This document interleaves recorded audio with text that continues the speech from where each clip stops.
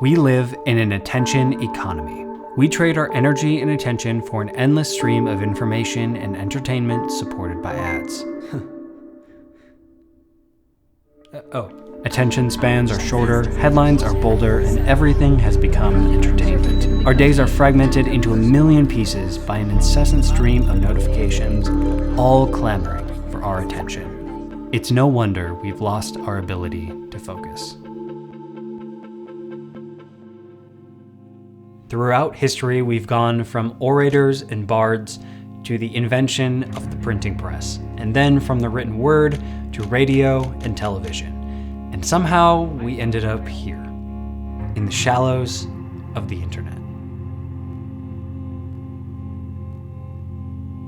From listening to bards and orators to the ability to read, these had something very much in common. It was the ability to maintain focus on a single idea over a long amount of time. The invention and popularization of television suddenly took these big ideas and started to cram them down into their most basic form in order to fit into a primetime 1-hour television slot. In 1985, author Neil Postman released a book titled Amusing Ourselves to Death.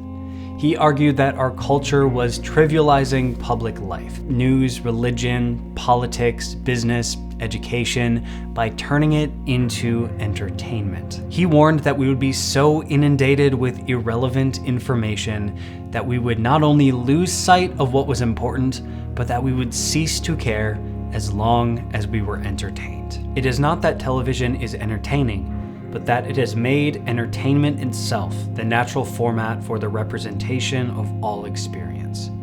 The problem is not that television presents us with entertaining subject matter, but that all subject matter is presented as entertaining. Simply put, people will come to adore the technologies that undo their capacities to think. This was written 35 years ago, and his predictions have become more true than he ever could have imagined. In fact, today we're living in a post-television society. As of 2026, like print news and radio before it, traditional television will officially be obsolete. In 2024, 14 of the top 50 most viewed broadcasts were exclusive to traditional paid television.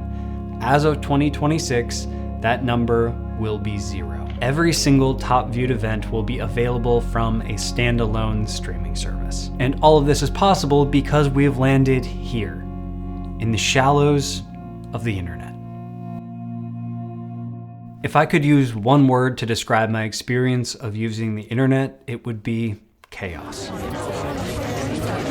If I could use a few more words, it would be a sugar rush of dopamine. After spending a few hours mindlessly being shipped around the internet from trivial amusement to the next, my brain feels absolutely fried. I can physically feel my brain buzzing with too much stimulation. Just trying to think clearly and with any sort of depth afterwards feels almost impossible. The internet has picked up where television left off. But unlike a giant idea shrunken down to a single primetime 60-minute television slot, that idea is now shrunken down to a less than 60-second vertical short-form video. If you get bored for even a split second, there is always something available to click or swipe to. Why? Well, because the platforms make more money the more time you spend on the platform. And I am fully aware that I am using one of those very platforms right now to make money. The longer you watch, the more money I make. A survey conducted by reviews.org in 2024 found that the average American checks their phone 205 times a day. That is once every 5 minutes for the entirety of the time that you're awake. This is a fascinating survey. I'll leave it down in the description if you want to check it out. In 2010, author Nicholas Carr published a book called The Shallows. This is sort of a sequel to the book released 20 years earlier, Amusing Ourselves to Death. Now keep in mind, when this was released, Facebook and YouTube were just in their infancy, and the word algorithm hadn't yet fully entered the cultural zeitgeist. What the net seems to be doing is chipping away my capacity for concentration and contemplation. Whether I'm online or not, my mind now expects to take in information the way the net distributes it. in a swiftly moving stream of particles. Once, I was a scuba diver in the sea of words. Now, I zip along on the surface like a guy on a jet ski. This constant distraction is what is killing our ability to focus. So, we clearly have a problem, but do we have a solution? I would say that yes, we do. Now, I don't want to moralize technology. It is simply a tool that can be used for meaningful work and connection and even mindful entertainment. It can also be used as a gateway to a chaotic void of distraction. It's easy to blame social media or streaming platforms or video games or even Mark Zuckerberg and Steve Jobs. But the reality is we need to take accountability for our own situation, making sure that we are actually using our technology and not allowing our technology to use us. Now, I actually really enjoy technology. Understanding and appreciating the latest breakthroughs in the technical field is one of my favorite things to do. And one thing that I'm growing to believe more and more is that these large social media platforms have already reached their zenith in popularity. And like their predecessors before them, print news, television, radio, they will also eventually be replaced by something else. What that is, I don't know yet, but it could be something that allows us to regain our focus, or more likely, it will be something that further fragments our attention. I believe it would be pretty foolish to sit around and wait for society to make a decision over the next decade or so until the next thing comes along. So we need to take control of our own focus right now. If you're like most of us in the developed world, there's a pretty good chance that, like the rest of us, you have lowered your ability to focus based on your medium of intaking information. This largely comes down to neuroplasticity. Our brains are wired to adapt and reconfigure themselves to create a pathway for frequently repeated activities.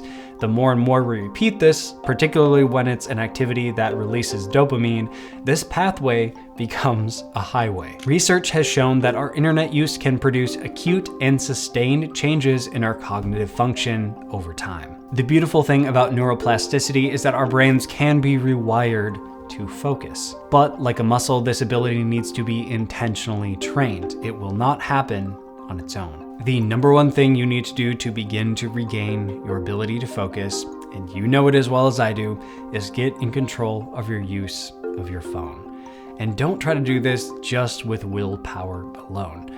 I have been using my phone as primarily an input device as opposed to a consumption device for coming up on a year now, and it has been incredibly helpful.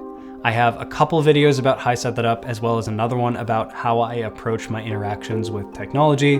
I will leave those all linked down in the description if you want to check those out. For most of us, it's likely that our phone is creating the most incessant distractions, but that might not necessarily be true for you. Could be something else. Think through your life, what you're actually doing. Maybe it's video games, maybe it's streaming, maybe it's something else. By minimizing or removing these distractions, we are already taking a huge step in the direction of being able to regain our focus. Once we eliminate these, this will leave a huge gap in our lives. Americans spend an average of about 5 hours a day on their phone, and a large chunk of that time is scrolling, social media, distraction. We need to replace that with something. This brings me to the concept of low quality leisure versus high quality leisure. And I want to tread carefully here because any type of value statement should be made with caution. So here is what I mean. In my mind, high quality leisure has at least one of these 4 attributes. Number 1, it uses and develops a skill. Number 2, it requires and creates energy. Number 3, it connects us to others. And number 4, it forces us to reflect. These are activities that we intentionally choose to pursue. Low quality leisure is much more about consuming rather than creating. It's much more about isolating than connecting. It's much more passive than active. It's much more distracted rather than reflective or focused. These are activities that often pursue us. Right now, if we look at global statistics, we see that most of our free time is spent on low quality leisure activities. The dream here is to make high quality leisure the default instead of low quality. To make this a reality, I would highly recommend scheduling time for low-quality leisure. This allows you to still engage in this, but in an intentional way. Scheduling your free time? Are you insane? Hear me out. I would also recommend loosely scheduling your high-quality leisure.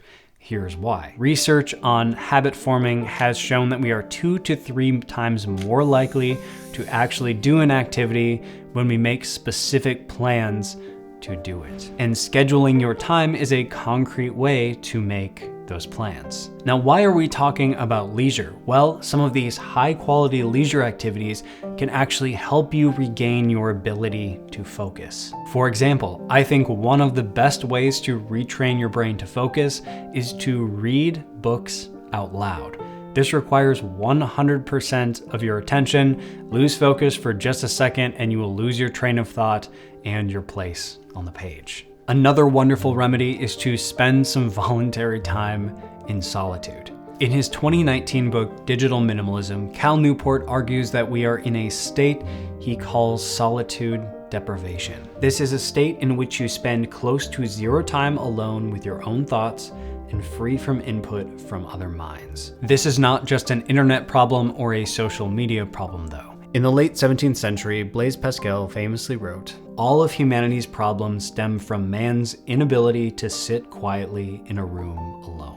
Studies have found that some measure of voluntary solitude is associated with greater life satisfaction. My favorite way to do this is to go for walks alone, leave my phone at home, no headphones, nothing. It's a little thing, but over time it has greatly improved the quality of my life. Connection with others. Doesn't social media connect us? Well, yes, but I would ask, is this the best way to connect with people?